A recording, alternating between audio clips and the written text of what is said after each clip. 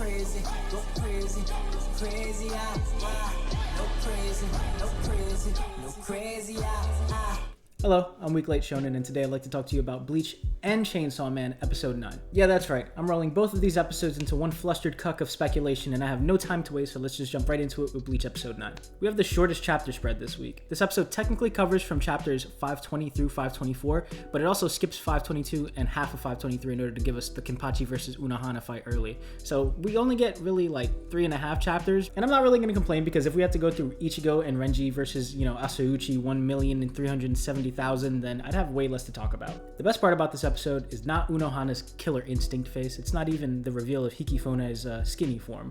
It's the fact that this episode does a great job at building and revealing. Like, we're currently in between our 2 rounds with the Quincy, but we have enough time to sit with Ichigo and Renji, look on as Kiraku, Lil Bros Central 46, and start Kenpachi versus Unohana, which is great. I talk about this a lot with Chainsaw Man, but just getting a moment to sit here and breathe and let some of these scenes just sink into you adds a lot. And since Bleach is moving at about 4 to 5 chapters per episode, I'm both impressed and ecstatic that we can even do that. These 2 episode 9s were a great reminder of just how long 20 minutes is. Ichigo gets the bum catcher treatment before he and Renji are shipped out to Hikifune's restaurant?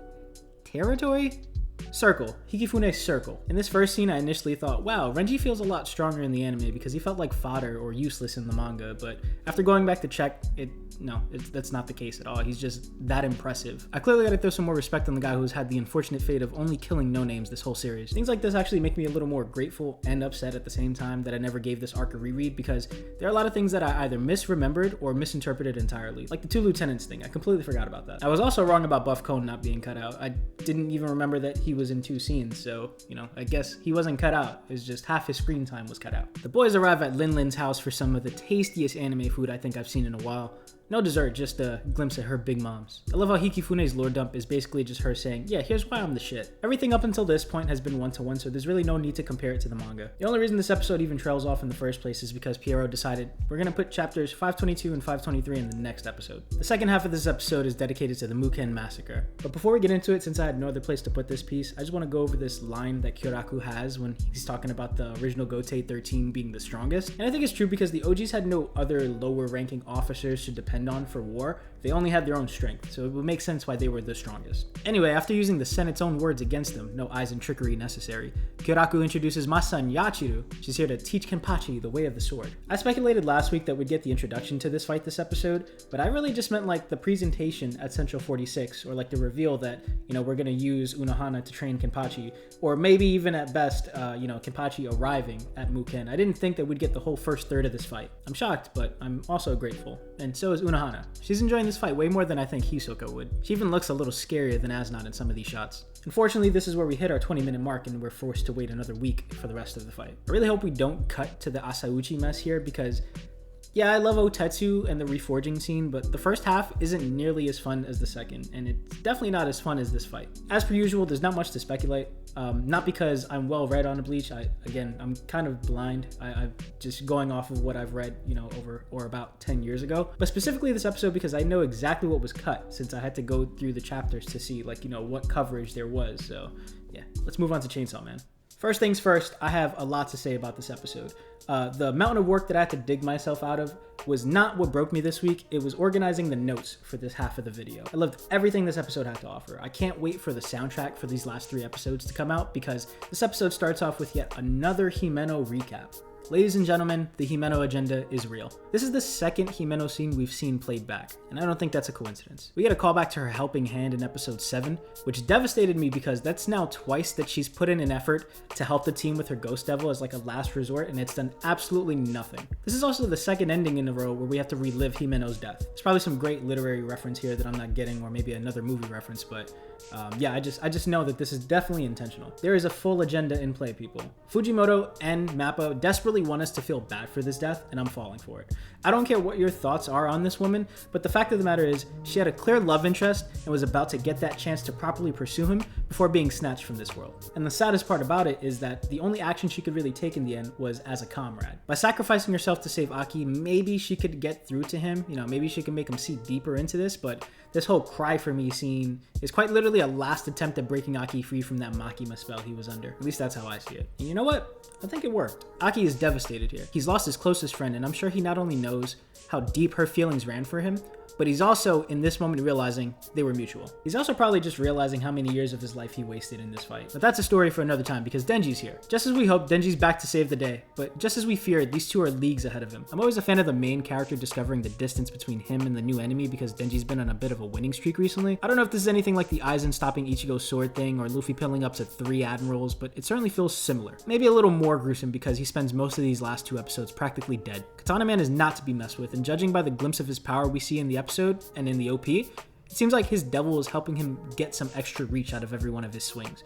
And Denji seems to notice that, so that makes me think that maybe he'll remember it the next time they meet. Maybe he'll even be able to counter. However, I don't think either of these two will be able to counter Kobeni. Turns out, Kobeni was John Wick this whole time. Who would have thought? No wonder Himeno and Aki had to tag team her in the hotel. She's not a lunatic, she's actually a menace. Kobeni spent most of this season reminding me of Zenitsu, but in this episode, she actually comes off like Unohana. Calm and collected and focused on the goal. I can imagine her journey from wherever she was previously to Denji's location being like Miwa's currently in Jujutsu Kaisen. There are about to be so many comparisons in this review, so bear with me. But before I get ahead of myself, we have some introductions to get through. We got a lot of people this episode, so I hope you paid attention. This is Sawatari. This is still Katana Man because he was never given a name, but he's a real one, so let's put a fitted on him. These two who don't look so happy to see Makima alive are Kurose and wait, is that Sasha? No, it's Tendo. We got one more new character this episode, but stay on your toes because the 4 divisions just got absorbed into Makima's control, so we'll be seeing at least one of these people in the movie theater soon. My guess is on the one in the suit, but I'm secretly hoping for Shark Boy. Then again, if this is an angel fiend, maybe it means that we finally get to see some like biblically accurate angels in anime, so that would be fun. Actually, I'm completely forgetting about Reiner here. He was Himeno's master, so Aki should be linking with him soon. And if seeing his whole family murdered right in front of him wasn't enough to throw him on the vengeance road, then losing his lover should be the trigger here. Again, I'm getting ahead of myself, so let's work with what we got this episode and start with Tendo. Tendo doesn't say much, but we got a lot from her this episode. Hers and Kurose's reactions were more than enough, but the few words that she spared while blindfolded caused me to turn my eye to the crows here. The timing is just suspicious. 2 crows happen to be at both locations at the same time. Could this be part of Makima's power, or just like a higher up mob boss tuning in? I'm leaning on the latter because I think there are no coincidences. Next up, we got Madoka the Magical Megane. One thing about this guy I know for sure is that he doesn't seem to want to be near what's going down, so he straight up quits. Smart decision, but you have a name, so you gotta be plotting something in the background. My guess is that it has something to do with these two, since he gives them this look, and, you know, they all have matching scars. What cements his return later is his question for Makima. He's way too inquisitive to be a one-and-done character, and rightfully so, because now we must ask ourselves the most important question.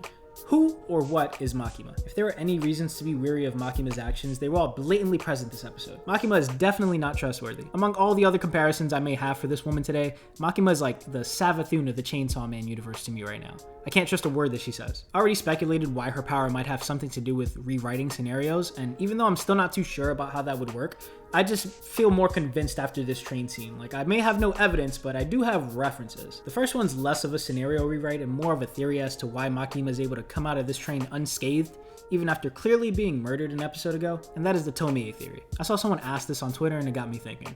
If Makima is anything like the parasite from the opening, then this thought might have some weight. Think of it this way. You know Second Prince Camilla in the current Hunter x Hunter arc? Of course you do. What if Makima's power is similar to that, where it activates on death, but instead it just creates a new copy of her? How it would do that, I'm still not too sure about. I was gonna say maybe it takes host of the person who killed her like a parasite does the one who eats it, but all 4 bodies are here, so it doesn't really track. Closest guess I can make is that unless you kill her main body, she'll keep popping up. Or maybe the solution is similar to the one they cooked up at the end of Tomie. No spoilers in that one though. It would be hilarious if Makima's body is just attached to some anglerfish devil using her as bait though. Next up in the comparison crucible is Makima's case for L.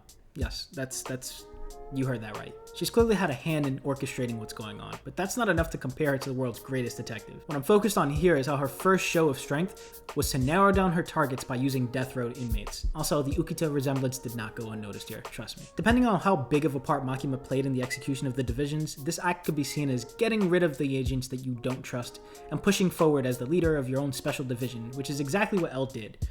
Just with less bloodshed. And that's not even all of it. Makima knew everyone working on this execution, so the fact that Sawatari and Katana are alive is no coincidence. If Makima knew their names, she would have just asked for 2 more prisoners, so it's possible that they're using aliases. Wait, then that would mean she's not L, she's Kira. Anyway, let's just talk about her connection to the Gun Devil real quick. And it could either have to do with her relation to or her gripe with the Gun Devil. Think about it. Makima's long-distance power leaves 3 things behind. Clothes, coincidentally like Himeno's Ghost Devil, blood, and guns. What do these 3 things tell us? A person was killed and a gun was involved. some clue shit. Whether this was for the benefit of the Gun Devil or an act of spite is to be determined, but I just know that it was intentional. Either way, what happened here today benefits both Makima and the Gun Devil. But there's one more thing I noticed about the scene that I couldn't quite let pass. Aside from what her victims leave behind, Makima herself leaves behind 2 bodies. Well, 4 technically. 2 bodies on both sides. You got Sawatari and Katana on one, and Kurose and Tendo on the other. Now, was this intentional? Did Makima purposely leave these 4 alive to send a message to whoever's watching? It's possible, and I think that's more than enough for me. This last one's kind of for funsies since we're already in this territory. Like, this long-distance assassination reminds me of a certain recent event in One Piece. I'm starting to wonder if the sacrifices or the lifespan are needed for something like that to happen in One Piece as well. I'm mainly thinking about how valuable Law's Devil Fruit was. There's also the way in which Makima crushes her enemies. It's the same effect that Gojo and Kenjaku have with that whole gravity twisty thing. And on top of that, these hand movements. Like, come on, man. I can't think of anything else but Sukuna versus Jogo. But I'll be damned if the show reminds me any more of Jujutsu Kaisen more than it already did. God damn it. Well, my brain is fried at this point, so I'm gonna save the rest of these thoughts for another video. Maybe I'll just save some of these thoughts for like the series of videos that I have to compare One Piece to different anime, or maybe I'll just, use this to compare Jujutsu Kaisen and Chainsaw Man in its own video. I really enjoyed both of these episodes, but you can probably tell which one I enjoyed more. Like right now, it's really leaning heavily on Chainsaw Man, but I don't know, when we get Ichigo's backstory and the rest of this Unohana versus Kenpachi fight, depending on how this thing is adapted, then I might feel differently. I'm just gonna get my thoughts together and organize a bit of a list because I was talking anime of the year last week and I completely forgot that Attack on Titan released this year too, so I can't get ahead of myself. Aside from just how smooth the animation is on both fronts, I think what's putting Chainsaw Man so high up for me is its cinematography. I've already gushed over how much time this anime takes to let you soak up some of its scenes, but this whole Sawatari and Katana escape scene is just like a great man once said, cinema. I wonder if someone's working on making this season into like a 3-hour movie with the EDs serving as like an intermission. I think that'd be pretty cool. And I already know people are gonna make all the AMVs out of Kenpachi versus Unohana. I expect it to get very edgelord very soon.